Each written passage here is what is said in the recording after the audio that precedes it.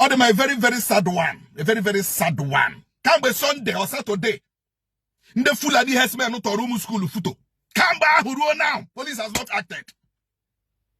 Police has not released any press release. Police. PPR, I told you about this thing. Kamba, he went an update. No. He have a police station. They went an update. No.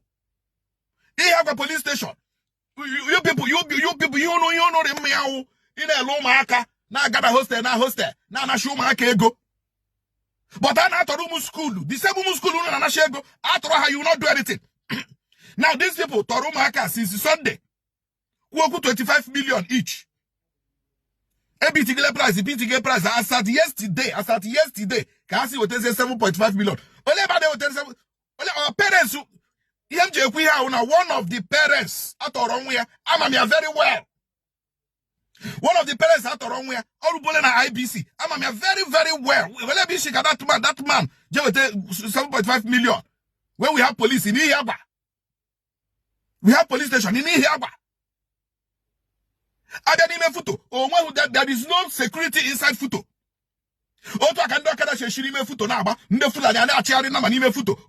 There is no restriction. Everybody is passing through inside the school. Everybody is passing through inside the school premises. There is no restriction inside Futo. Also, one ask one no,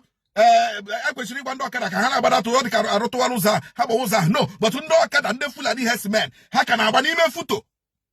A short of money to Maka. Hostess in Naba, Hotu, I can do Fulani Herdsmen, Shimaracha, Umaka lecture, Atroha, Umaka la school, Atroha, Umaka la Atroha, Umaka Shigagaru, Atroha. What is happening? What is Imo police command doing? You have a police command mega. Unabakiti Kamba. Unabakiti Kamba. Already Lumaka, get a hostel now, harass Umaka now. Never has thought. That is the only thing you are good at. Manatro lumu school na unu gegoshi power, unu gegoshi professionalism, unu gegoshi unu mono na una meme. Ni mo ya ko maka no, ka be Sunday ruota. Omonye kugoku onya wona bakiti because of Ohunwage. Onya wona bakiti in Imo State because of Ohunwage. I want the governor in Imo State, Ohunwage. Yeah, umo mare school. Uma ko meni hoja gas school. And then the bandits, terrorists, Fulani Herdsmen, Tronomaka, Kambe Sunday. Nobody's talking about it. The school management is not doing anything. The government is not doing anything. Police is not doing anything. Because of Ohunwunu, Ohunwanempunu, Ohunwanunu. Unabati Ketumaka and Ronimo here. 7.5 million. They let me share with you. Police should do something. Oh yeah, I need Futo. You people should invade it. You people should invade it. Once I should ESN, you will see the arsenal of police entering into bush, entering into Osu, entering into here. But to Fulani Herdsmen are doing this thing. Nobody has invaded the forest. Nobody has went into the forest to shoot and to gun down. Because on the Fulani Herdsmen. Akuda hugie. Akuda holaya now.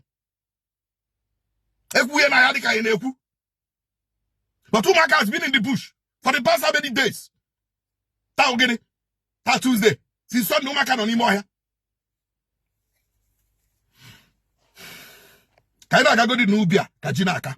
Nigerian police, Imo State Police Command, run or run. Do your work.